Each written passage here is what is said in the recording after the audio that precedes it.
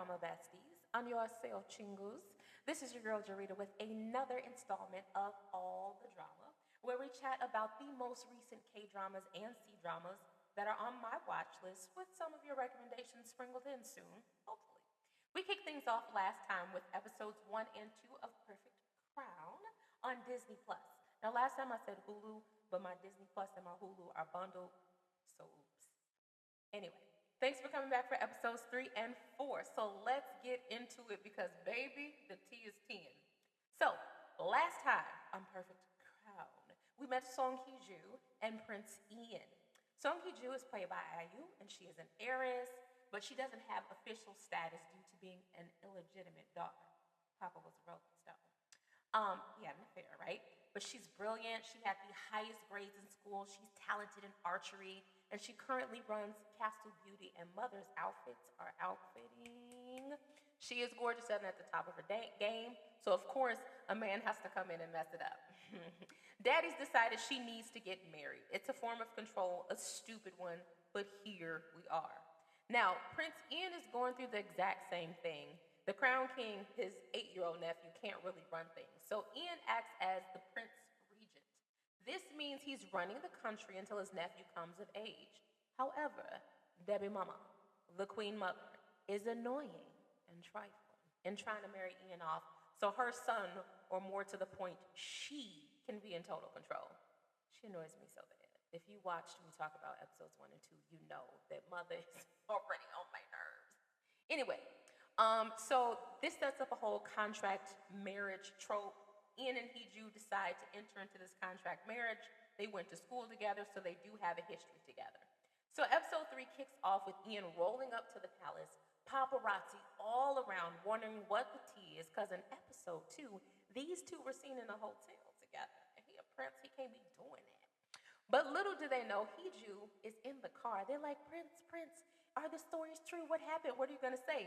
Hee-ju comes out the car looking like a total baddie. Ian extends his hand, helps her out. Insert hair toss and a hand hold. And baby, let the games begin. The paparazzi are flashing pictures like crazy. And then we get a flashback to when she proposes to him, because if you saw the first installment, and you really need to go watch the first episode of All the Drama, is when he accepts her proposal. So basically, as repayment for her trouble with the whole hotel fiasco, which wasn't her fault. He was sick, and she came to help, and she got pulled into like this whole media maelstrom. So he tells her he wants to see what she's capable of. And she's like, I'm rich, I'll throw money at it. Girl, I wish I had them problems. And he's like, nah, it's gotta be better than that. So Hee-ju being Hee-ju is like, this will be a piece of cake. And we know, foreshadowing, ain't gonna be nothing like a piece of cake. So, as we know though, she's good at cooking up media attention, and capitalizing on it. So just like when she rolled up in episode 1 with her little cute red suit that scandalized everybody, she ready. So as soon as Ian and Hee-ju step foot into the palace, here comes the evil queen's minions talking about she wants to see him immediately, she's cleared her schedule, hard eye roll. The prince plays up his fake love for Hee-ju and tucks her hair behind her ear. Got butterflies, baby. He's like, are you scared to be left alone? And she's like, I need, which means no. So he tells her she can take a nap, and the servants look scandalized. A nap? Where's she gonna nap at? Israel, of course. And he goes to meet the evil queen, aka Debbie Mama. IU is impressed by Ian's acting skills. She's like, he's really good at this, as she's kind of like walking around his private space and checking it out. Meanwhile, Ian is in the room with Debbie Mama, and the back and forth is always like very cold, intense. The way this actor and actress play this is really good. She's pissed because he's kept her waiting. And he says he ain't know she was waiting. And she says, now you do. That type of drama, you dig? Then she asks him to deny this whole thing with Hee-ju, and he's like, I don't think I will. I'll announce I'm dating her, then marry her, and then she'll be pregnant. After we've gotten married, of course. Ow. Debbie Mama looks ready to choke. She clutching her pearls, and he adds, after we get married, of course. And he's playing in her face, and I love it. I'm loving it, because I can't stand her. So they finish that up. Ian walks out and sees A. Choi, and A. Choi says, hey, public affairs wants to talk, but Ian ignores it and is basically like, Why did you leave Hiju by herself? It was given, why'd you leave my woman alone without protection? And I'm like, yes, baby. Defend, defend. He walks off, and look, we find together the young king is eating ramyeon with Hiju. She gave him the spicy kind because baby boy is struggling. You know, she should have gone mild. This poor kid. Like, start him off simple. Don't take him straight to the heat. As cute as Hiju and King Yoon look together as he tries to pull up his tongue, Ian kneels to ask, Yoon, what are you doing in here? Well, he calls him Your Majesty.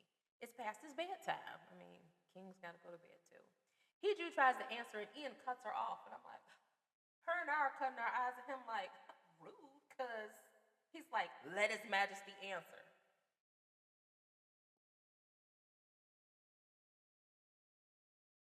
We don't like it. We don't like it. Poor baby says he couldn't sleep. No, he did not go to his mom's room. He went to his uncle's room. I want y'all to clock it. So Ian basically tells the little king that not being sleepy is no excuse for being in his room eating ramyeon. Yoon says Hiju told him a full belly would make him tired, which, valid, itis. Ian gives her an ugly look. She gives him one back. And then baby boy gets booted out with the speed of light. His attendant asks the young king if he wants to go see his mama. He says, Ani, a kid? Her own kid don't find comfort in her. I feel like this is a problem as a boy mom myself. My baby. Okay, all right, I'm gonna keep going. Now Hiju and Ian are alone, and she's like, why can't the baby enjoy his ramyeon in peace? Then we find out why Ian is pissed. Had King Yoon gotten sick, she would have been to blame. So of course she's like, ramen ain't bad for you, but that's not the point, right? He's deeply pissed because his family is against their relationship. So he upset about some other stuff, which we expected though. So she says basically, oh, the in-laws don't like me. Then she proposes a normal scenario, asking him what he would do if she and his family argued, whose side would he take? You know, the classic thing we see. At first, he doesn't answer, and she like, I know what it is. She took this like non-answer as an answer. She assumes he wouldn't take her side, but he says, I take your side. Direct eye contact. I take your side. She looks mildly surprised, but I'm not, because I knew he would. And then he does that thing where he like leans into her, and she starts backing up. Why are we backing up? Lean? Okay, sorry. He backs mother all the way up to his desk, and they are a breath apart. And I have to remind myself, this is a K-drama, ain't nothing gonna happen.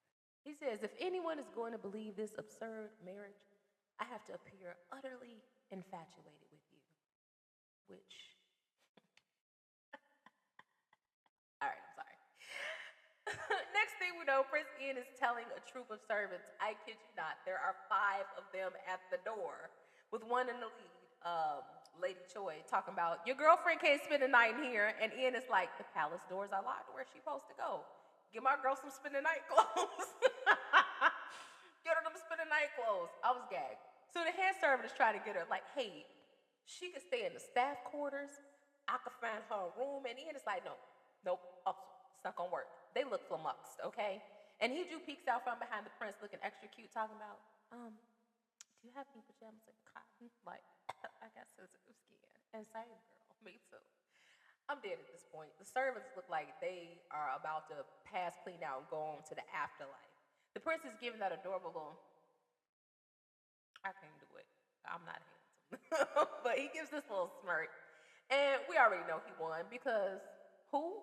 So next thing you know, the scene changes. Hiju is laying peacefully, eyes closed. Mother is resting with her cotton pajamas on.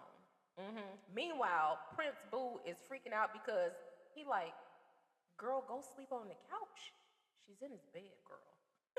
She said, I'm good right here. He's like, the sofa is so nice. And she's like, okay, go sleep on it. They got pillows in between them like little kids, like that's gonna stop something. The prince looks distraught. Why? You know why. And now they're fighting over the covers like little kids. The pillows is flying. And by the way, this is when I noticed that he got a little dimple. I'm a sucker for dimples. You catch it in the cover fighting scene, and now they're grunting and groaning. And what it sound like as they fighting over a blanket? We know they fighting over a blanket. But she's screaming, Your Highness. And he like, stop moving. outside the door are losing it. They like, what is happening in here? Hilarious. So it's the next morning, and A. Choi is yelling to wake up the sleeping prince who is in bed alone. He slept in, and his hair is like sticking up every which way, which is cute in its own way. And A. Choi says, he Jew left looking energized. The undertones, y'all. The undertones. He Jew, on the other hand, goes to work in the same thing that she showed up in front of the paparazzi at the palace in. And she looking like, I'm not hiding that I stayed over at the palace last night. And Miss Doe, my favorite, her assistant, clocks at the door like, sis, you ain't changed. He Jew was like, for what? For what? She says, obvious is good. Why? Because sis is good at stirring up a media maelstrom. She know what she do. So cut scene to the palace, and Lord Ipyong, this dude, is sitting down with King Yoon. Sweet Baby is getting down on a Korean corn dog. They're delicious. If you have never indulged, get you a Korean corn dog. I highly recommend. I like the one with the fish cake inside, and then like the potatoes outside of it. So good, little cheese. So good. So, poor baby Yoon is so deprived. He says, this is better than what I usually have. I'm like, what they feeding you? Debbie mama, inattentive mother, and she can't even feed you a good meal? Queens don't know how to cook? If I was a queen, I would know how to cook. Whatever. So, Lord Ipyong asks if Yoon was able to sleep last night, and immediately the little one gets sad, puts his corn dog down, and drops his head. It seems that the baby's been having nightmares about his late father, who, as we recall, died in a fire not long ago.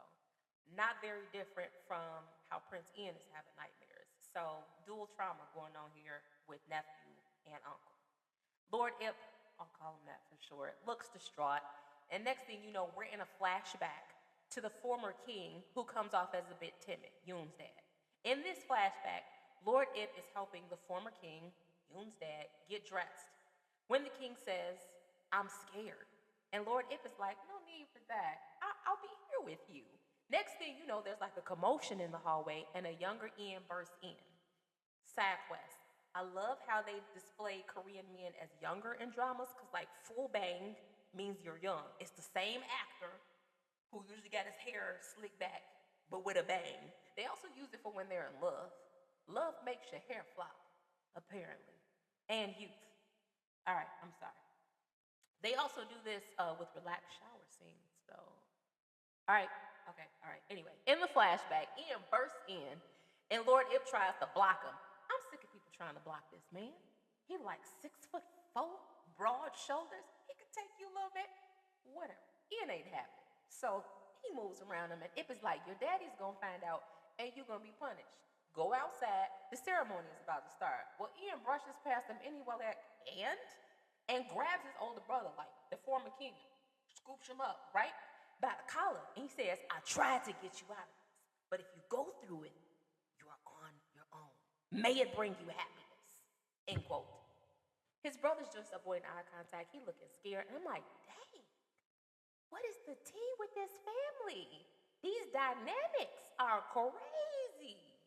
Then we go back to the present, and baby Yoon's like, grandfather, I'm scared, and my head explodes. Because I done watched this 3 times. And I'm like, oh, dang, that was his granddaddy this whole time. Yeah. Lord Ip is his granddaddy. That means that's Debbie mama's dad. Yeah, they trifling together. So he tells the baby boy not to be scared because grandpa is always by your side. Nationwide is on your side. But granddaddy looks uncertain. And I'm feeling some more secrets. But, you know, I guess we're going to find out later. Meanwhile, Ian is at his desk doing paperwork. Mountains of it. And a picture of him and his late brother is in one folder. And he looks, well, there's some deep, dark history there as he's looking at it. And we have only scratched the surface. Meanwhile, Hee-Ju is at her desk at her company reading comments online. And girl, mother is so cute. I love her so much. And Miss Doe looks totally done with her, per usual. The top 5 trending searches at this time are all about Hee-Ju, and her outfit from the hotel also completely sold out. Whatever mother puts on sells out. And I gotta be honest with you, whole show, she is dressed down. It was maybe one outfit I didn't like, but I digress. So So sis is still making that shmoney, scandal or no, okay? The prime minister pops up at our office, whom I love, Jung-woo, and everyone is flustered because he came in with that chiseled jawline and cut everybody up. But Miss Doe tells the office to get back to work. While Prime Minister Bae is in there trying to understand what's happening, he just says, it's true, we're getting married. I'm getting married, let's get married, we're getting married. Anyway, and Prime Minister Bae looks like he's ready to just sink into the depths. He's losing the one he always wanted. But if you like it, you should have put a ring on it. Okay, so then we move away from the office scene with Hee-ju and Jung-woo, the Prime Minister, and we see Ian looking regal at a meeting as usual, and A-Choi comes in with this serious look. So Ian then dismisses everyone. Looks like old hate-and-tail Debbie Mama is fake and sick, so Ian and Hee-ju can't make their wedding announcement. Ian looks like he's not surprised. None of us are. Then Hee-ju calls him talking so loudly he has to pull the phone back and tell her, chill, chill. She wants to know if he's read the articles because they've been getting taken down rather quickly. Then bam, our mother Hee-ju gets hit right in her lovely locks with an egg. That's some high school delinquents, a whole bunch of girls. They calling her trashy names. How dare they? And Hee-ju is like, no, did you just hit me with an egg? They laugh together as they pelt her with eggs. So Hee-ju hangs up the phone with Prince and goes, full man walk. If you know, you know. The prince is looking confused, like, what just happened? He couldn't really hear, like, what was going on. And then here comes A-Choi with a million stacks of paperwork. Because now Ian got to do his work, King Yoon's work, and Debbie Mama's work while she's sick. Listen, at this point, I'm like, let me just abdicate being regent, because y'all doing the most. But Ian drops his head on the desk in defeat after kicking everyone out, and I can't blame him. Meanwhile, Mother has these delinquent teenagers in a line. Do you hear me? She has lined them up, and she is going off. Did this man put food on your table? You out here pelting me with eggs for a prince you don't even know because they're yelling at her for being with Prince Ian. Turns out they get money from the crown for their studies, like a scholarship, right? And he just like flicking them in the head like, y'all blew that money on eggs to throw at me? And real, because eggs like gold these days. Eggs are pricey, baby. And Mother's scary. I love it. She tells them she should have pressed charges against them, but she's in a good mood because she's about to bag a prince. So she's letting them off easy, but not without a little yelling and tough love which again, valid, Mother. Good job. So then we cut to Prime Minister Bae again. His name is Jung-woo. He's at church. Losing his mind. This woman has caused him to speak to the Lord, and I'm crying. The Reverend walks with the Prime Minister after church, and he's like, I didn't think you had time to come to church. It's so good to see you. And Jung-woo says, I'm praying for my friend who is getting married. The Reverend is like, so great that your friend has a friend like you who would pray over their nuptials. And he's like, nah, I'm praying for their downfall. I don't want it to happen. However, he says something that I respect. He says, I'm not going to stop her. I'll let her pursue the path she wants. I hope he keeps that sentimentality because I respect that. I like that. Love a man who respects my decisions. So while he's talking, we flash back to Hee-ju in her school days. And it's the day that she stole the key from Minseok, the key she got caught with when she ran into Ian in the archery range in school. So what happens is back then Jung-woo sees her and he covers for her so she doesn't get caught while she in here searching desks for a key. Unbeknownst to her though, like I don't think she ever knew that he covered for her. So he distracts the teacher that's walking by and she skips off down the hallway really cutely with the key. Also, he has the little forehead bang that denotes he is young in this scene. Now, poor Hee-ju, in present time, has already been egged, only to find her father upstairs, waiting outside her condo or apartment, whichever. So she tries to explain the scandal that's happening with Prince Ian, and her dad's like, this is just a silly stunt for public attention. Like, I know you little attention-hungry girl, and just dismisses her. It's given rude. And so she's like, why are you here? What do you want? And he leans forward talking about it's the anniversary. of my late wife's death, saying you forgot, didn't you? Yeah, I don't know her. She died the day that we met. No offense. Anyway, they flash back after this. And honey, I can't stand her daddy. I can't stand her daddy about as much as I can't stand Debbie mama. So, we see in the flashback a young girl who we know as Hiju is brought to her dad, Daddy Castle. I'm gonna call him Daddy Castle. Daddy Castle's family house. And there's this young girl standing in front of Daddy Castle's late wife. We were gonna call her Mama Castle. So the maid brings this young girl to Mama Castle and her brother, little baby Castle. And the servant says this little girl been standing outside the gates for hours not saying anything. And the dad walks up and is like, y'all should have called the cops. And Mama Castle is like, we ain't gonna do that to no little kid. At least she a nice lady. And so she asked the little girl, who are you? And after a minute, like an intense silence, Hiju says, I ain't lost. I'm Lee Juyun's, I'm gonna go with Juyun's daughter. And you are my oppa. You are the daddy. He looks shocked. And his wife looks at him a moment and then passes clean out. Ain't no man for to take me up out of here. But okay. The dad looks at Hiju like it's her fault. And then we hear his voiceover saying, the day your mother abandoned you was the day our misfortune began. The day my mama abandoned me was the day your misfortune began? Did you stop being rich or healthy? Because your wife died? Because you out here lying and playing in her face? Okay, I can't stand it. No accountability. It was your betrayal, your affair that took that woman out. Use a scrub. But okay, the flashback continues with her as a kid, Hiju as a kid. She's getting high marks because mama is smart. And she's like, can I get a bike like my brother? They show a bike that her brother is getting for his birthday. And she's like, look, straight A's, let me get a bike. I'm assuming they straight A's, but it looked like high marks.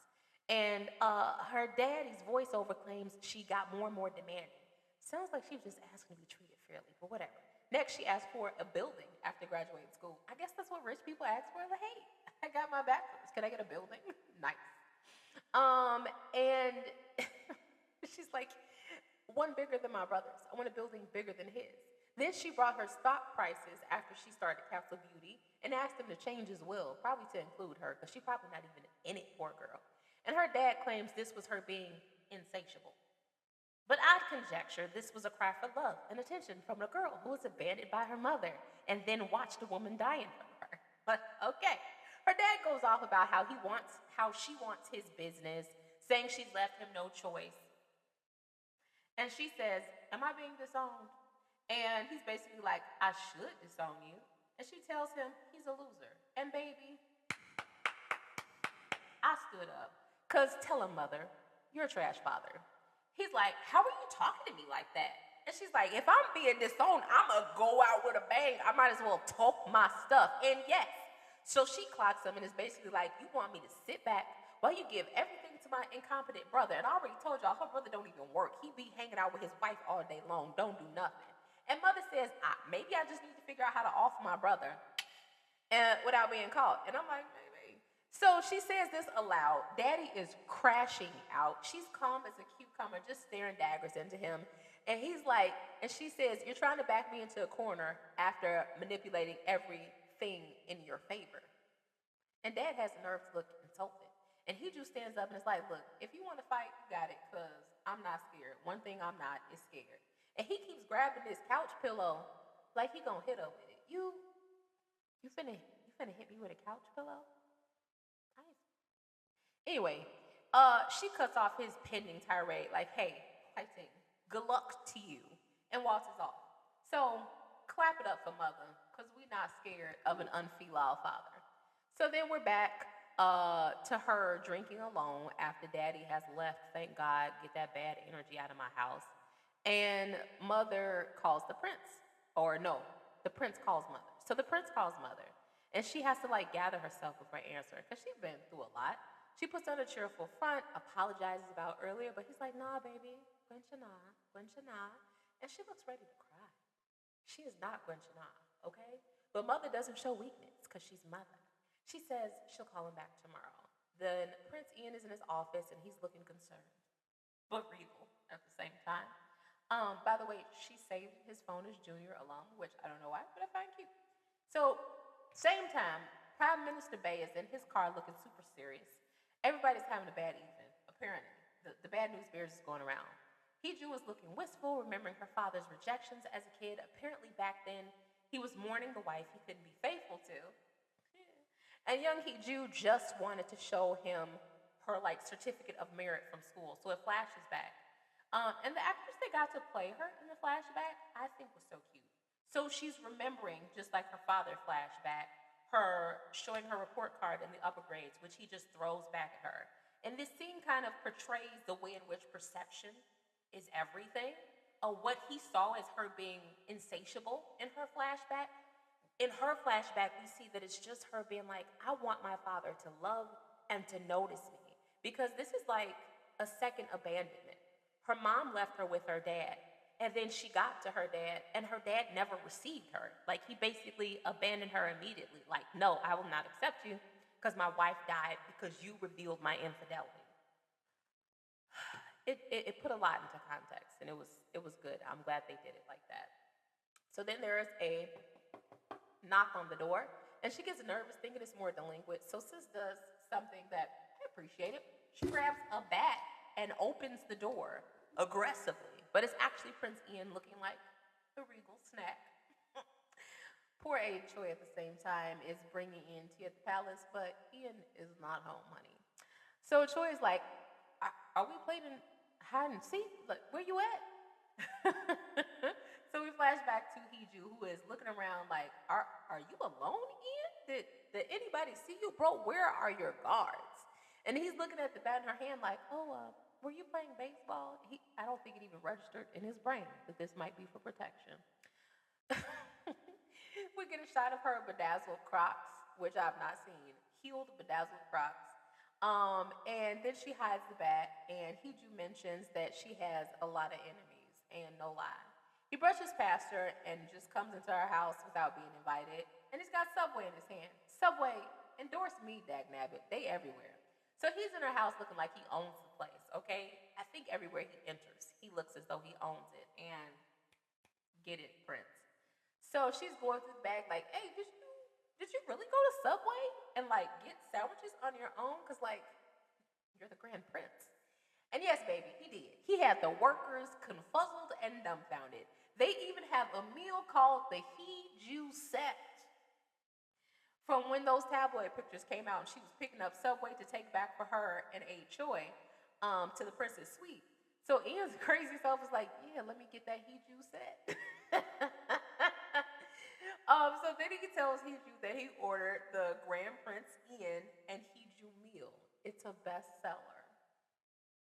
Your love ain't really love until you got a meal named after you. Oh my gosh. So I don't even eat Subway, but let me get that sandwich. Let me get the Hee-Ju and Grand Prince Ian set. Let me get that. So Hee-Ju's cracking up. He's laughing. And honestly, they kind of needed this moment of levity because things have been tense. So we cut back to A. Choi. He is spazzing out, looking for Prince Ian, and suddenly yelling that he didn't finish his work. I love this K-drama, and it happens in C-dramas trope, where like, if someone is talking about you in another room, especially angrily, there's a reaction by the other character to it. So as A. Choi is yelling about Prince Ian is like fiddling with his ears, like, what is this? What is this? It's in C-dramas too. Usually they like sneeze. I don't know. It's cute. It's hokey and cute. So Ian is sitting here studying Hee-Ju. He's really looking at her. He says over the phone that she sounded down, but judging by how she just ate, she's fine. And I'm like, listen, Prince, some of us eat when we're stressed out. Don't do her like that. At least she's still small. Don't be like that.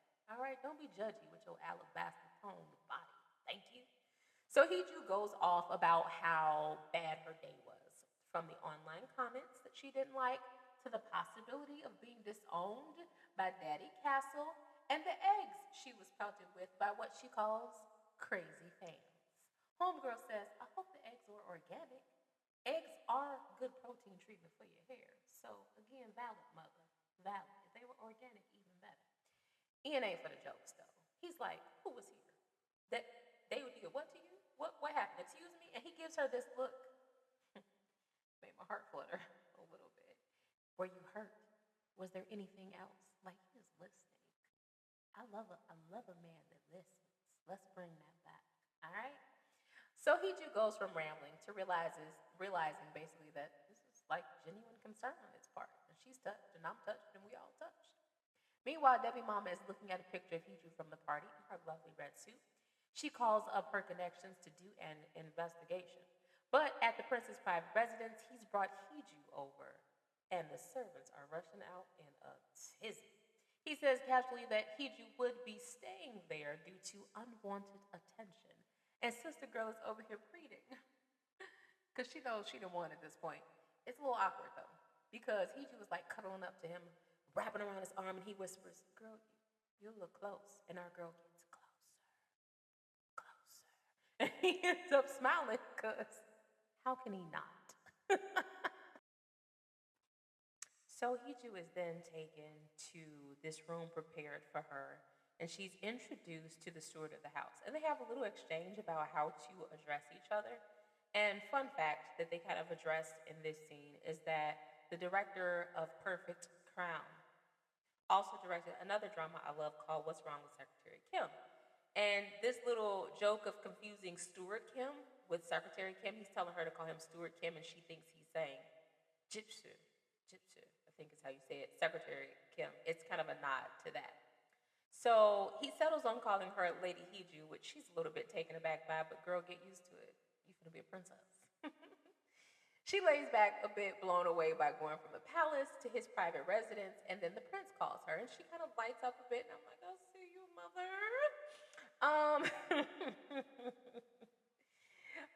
So anyway, he says he's getting some work done, and she asks if he wants help, and meanwhile, the little spy maid who's working for Debbie Mama is tipping around on some nosy stuff. She gets scared by a cat, and I'm thinking, maybe spy work is not for you, little sis, if you get scared by a cat. He got cats all over.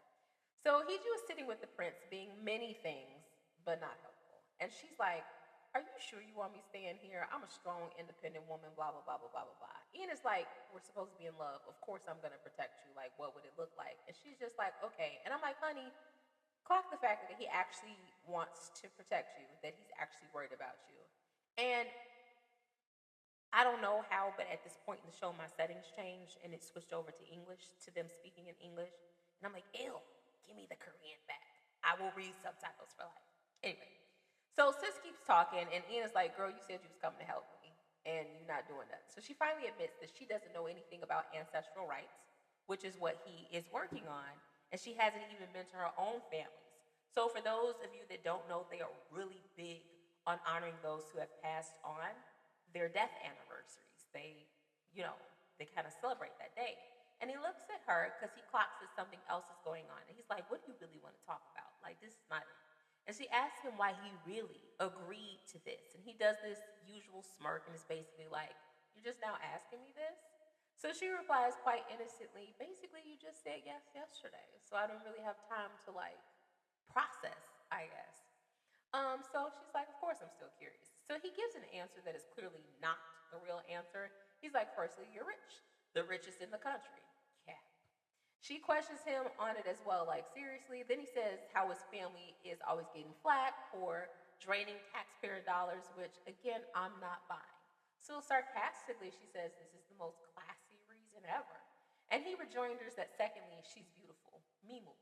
She's shocked, almost in disgust. Then he says, thirdly, if people think he's after the crown, they will never take him seriously. Again, they won't respect that, but you, and he calls her Hubei, meaning like a younger classmate, would take me seriously. So it's funny because she looks disgusted by his first two responses, but that is exactly what she used in her proposal to him, to go, hey, you should pick me. Now, he's tossing them back at her, kind of like tongue-in-cheek. But with the third reason, I believe we get a closer look into his real motive. He trusts her to be his ally, and I think that's pretty cool.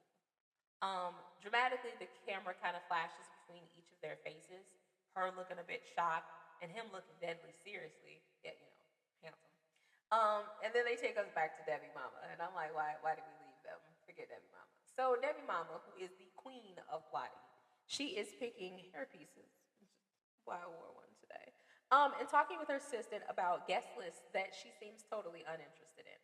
So the lady in waiting is like, "What type of people do you want on the list?" And her response is, "Upstanding character, cultured nature, and elegance that glows from within." As she looks at her own reflection in the mirror, so apparently she's talking about herself. Then she snootily says, "Is that too much to ask for? Go to the party by yourself then."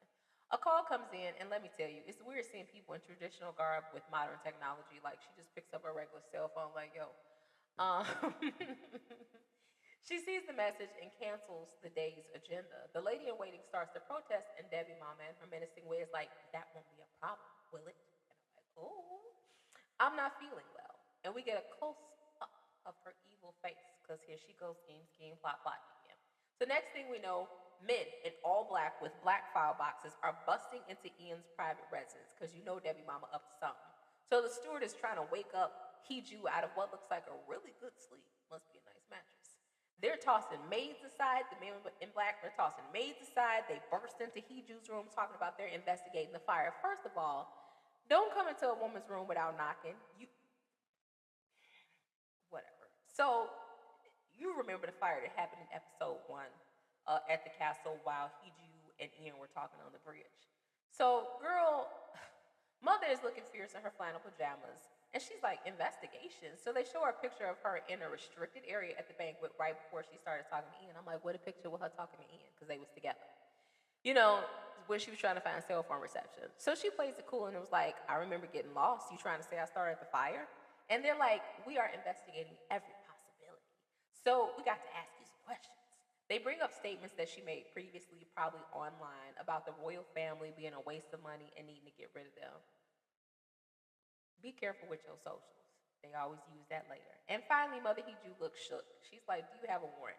So the law is that if you are deemed a threat to the crown, the warrant can be issued retroactively. So then they start going through her room.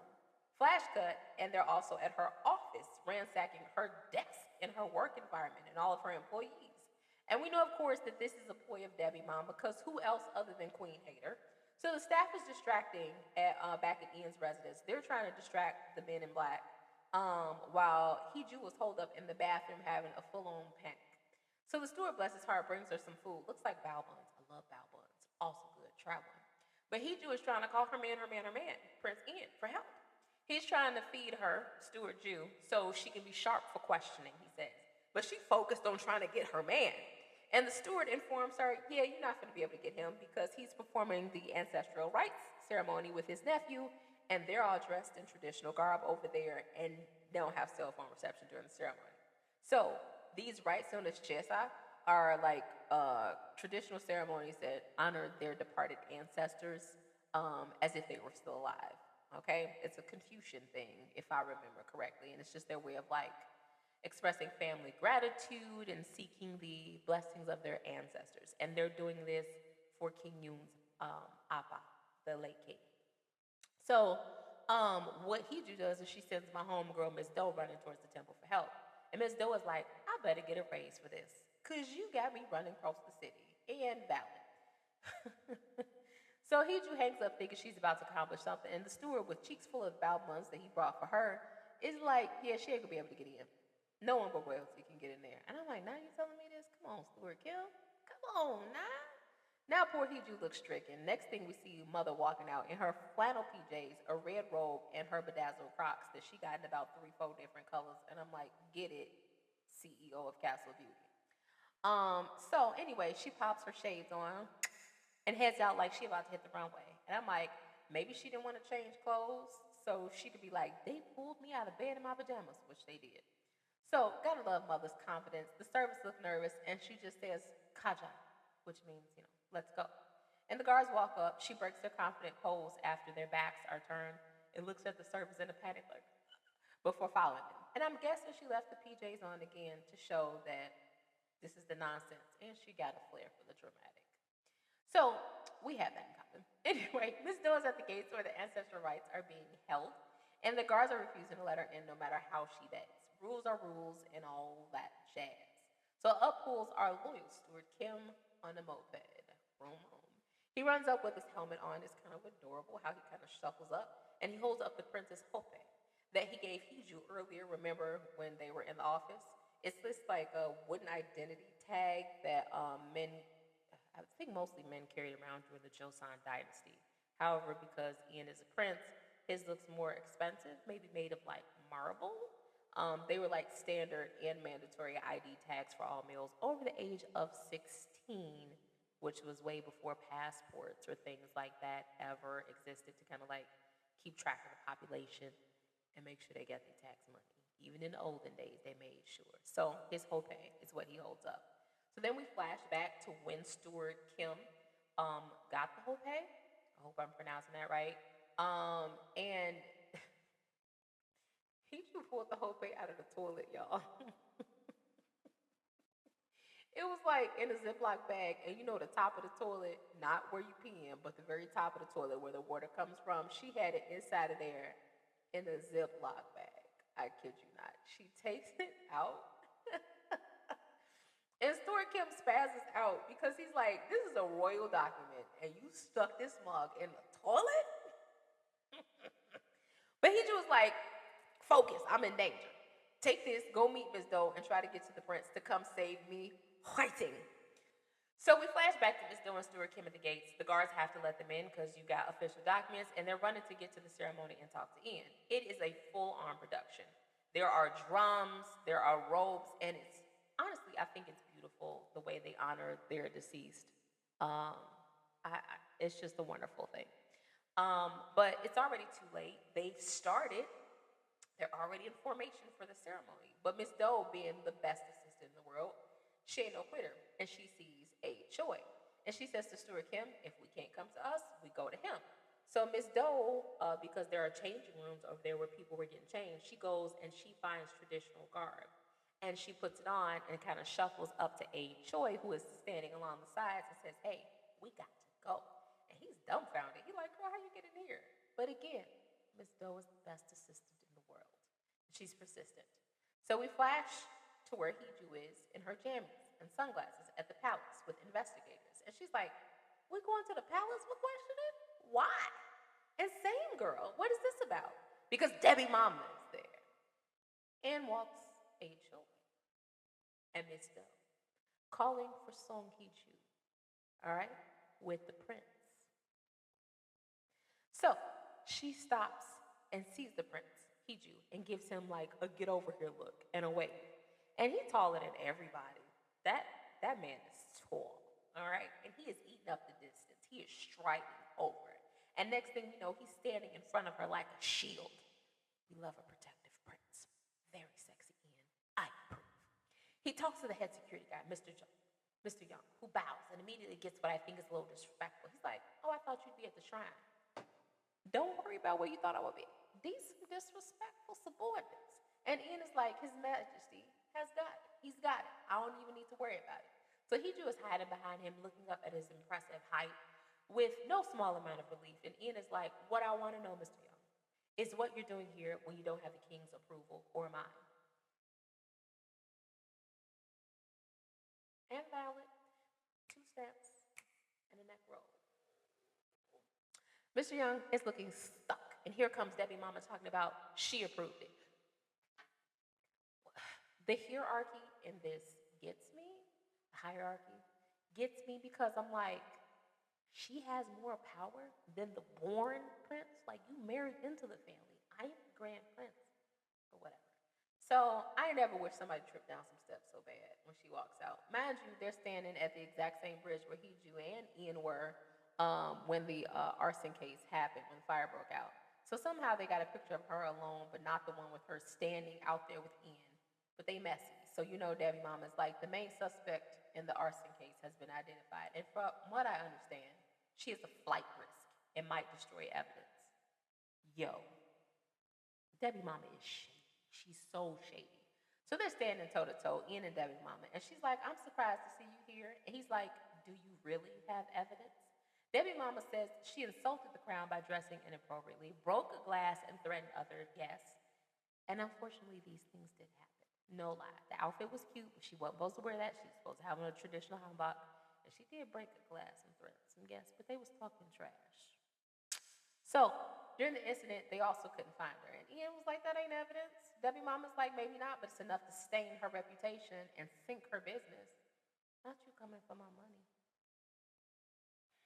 So Hiju is ready to throw hands, ready to give her a two-piece in the biscuit. She's about to say something, but Ian holds her back, and I'm like, give it a two-piece in the biscuit, mother. Give it to her. She looks hungry. But Ian has got this. I like a man with backbone. He says, question me too. All the accusations you're hurling her at her apply to me as well. Debbie Mama says, are you ready for this? This chick is bold. But Ian is like, I can ask you the same thing. Are you ready for this? Okay.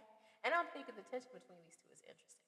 This has got to go deeper than we even know. I feel like Hiju is right there with me because she's looking between the two of them like, what's the tea between y'all? Because y'all be going at it. And A. Choi and Ms. Doe are looking confuzzled as well. We're all looking. Chingles, because it's getting real. So A. Choi gives Ms. Doe a do something to break the tension look. And Ms. Doe, y'all, what she decides to do to break the tension, she kicks Hiju. She kicks her in the back of the knee. She kicks her boss in the back of the knee. Oh, I'm making my chin disappear. So Hiju yelps and she falls down. And A. Choi looks at Prince Ian, and Prince Ian lifts her into his arms like she weighs nothing, because she probably do. And he's like, call the physician. And Debbie Mama calls his name all aggressively, trying to stop him. Ian! And I'm like, oh, Debbie Mama, you not my mama. And then Hiju, she ready for the smoke. She fake faints. And he's like, if you want to join us for questioning, please do. And he walks off with A. Choi and Miss Doe in tow as he is carrying Hiju to what I guess they assuming is the doctor. And Debbie Mama is ready to poop bricks. There are multiple servants around, so there were witnesses to the nonsense. So Ian brings Hiju into his room and like legit tosses her on the bed because he knows she fake passed out. So she continues to lay there like she passed out, and he flicks her in the forehead and tells her to open her eyes. So she sits up real dramatic like and is like, wow, we killed that. And he's like, kill what?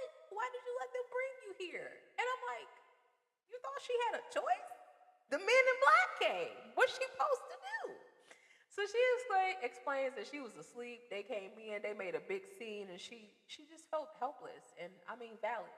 So Ian looks uncomfortable with that information. Like, dang, I didn't know all that happened. Mind you, they're sitting on the bed talking. Very intimate, if you ask me. So she's like, am I going to jail? And he's like, are you worried? But she's like, I'm a CEO.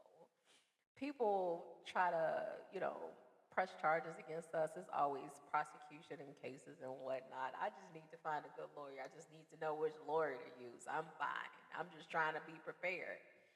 And he's like, listen, girl, don't worry yet, because Debbie Mama knows if she implicates you, I'd be implicated as well, and she's not ready for that smoke. So her hands are tied. And he says she don't want the chaos, but I'm not sure. I feel like she's a chaotic chick. So Hiju says she thinks they did well because Debbie Mama showed her true colors, right, in front of everybody during that little showdown. And Ian is like, no, ain't nobody gonna talk about it. The palace staff knows not to discuss. They don't spill the tea. And she says, yeah, you think they don't spill the tea, but the tongue is far more dangerous than the sword. And we know she's right. Because let's be honest, I'm a palace worker. I see the crown prince or the prince regent, the grand prince, having an argument with Debbie Mama about his girlfriend, and the girlfriend faints. You don't think I'm finna talk about it? Girl, I got something to tell you. Let me just spill the tea real quick, okay? I was in the courtyard, you feel me?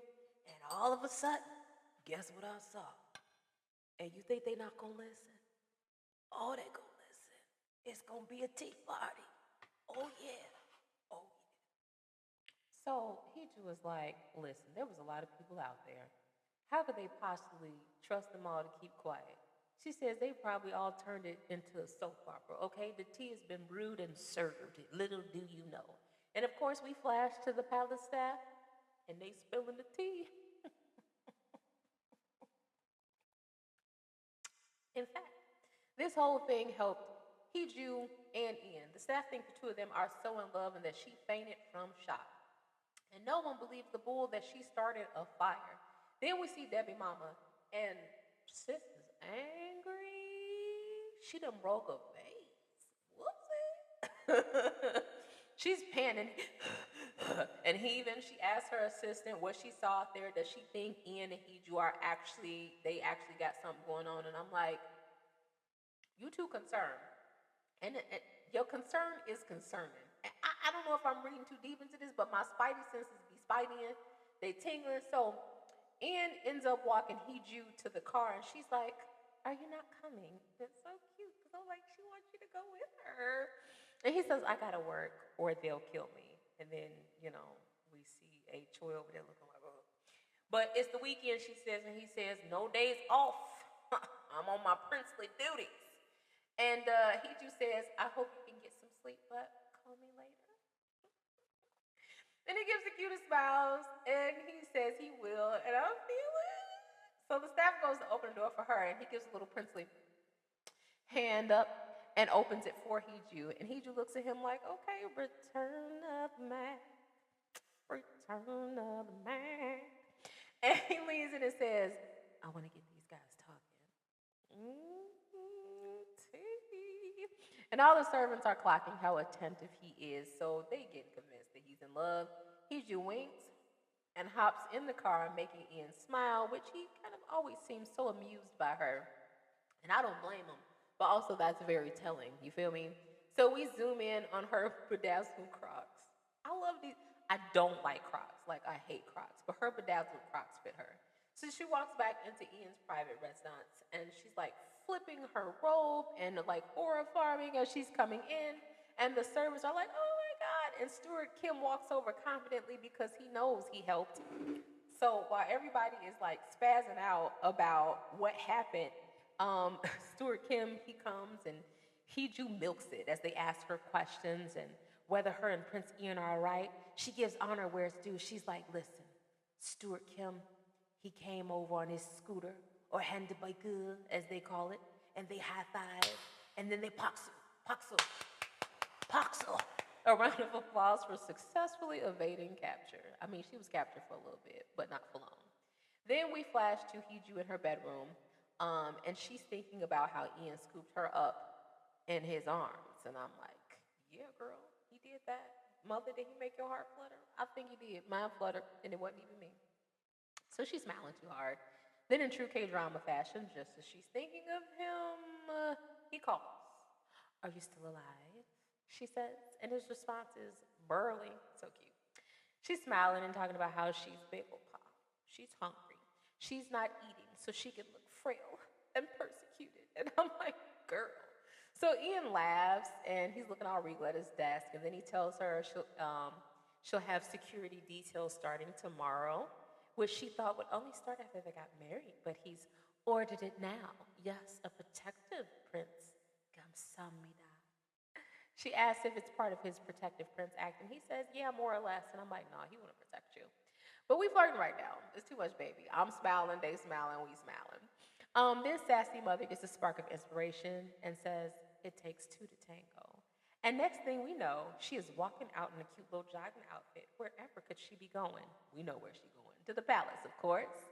I like this scene a lot. It's coming up. She's going to go visit her dear Prince Ian, but of course the palace closes at a certain time. The gates are locked, so whatever will she do? We get a little Romeo and Juliet action. He climbs up the inner wall, and she has the presence of mind to bring a stool to climb up the outer wall. Very cutesy, very demure, and she brazenly is like, this is what we must do to trick the world. And as Ian comments, he never thought he'd be doing this because he like, what the heck? So she hands him some tea. She says she uses it to help her sleep because she knows he has sleep issues. And he got sick from insomnia in episode 2. She tells him it's expensive, so savor it. And he looks a bit touched, if you will, just a little bit. Then she hands him magnesium but says they can cause nightmares. And he goes to argue, and she reproves him before he can finish because he didn't even go to see the doctor last time. Very cutely, she comments on how good she is at being a doting wife. But Ian looks serious, like he could devour her, and me like it. He cups her face, looking real intent, and like, she's like, what you doing? And he's like, be still. he kisses her.